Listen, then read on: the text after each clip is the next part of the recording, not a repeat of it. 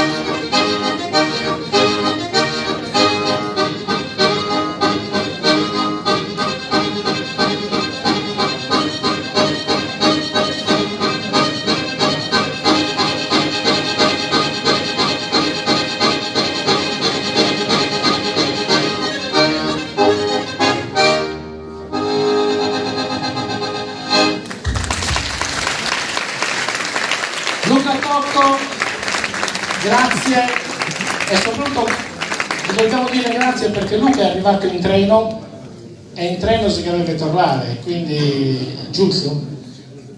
Ma è venuto in macchina perché ha trovato la 131 libera, è venuto in macchina, è venuto ieri la 131.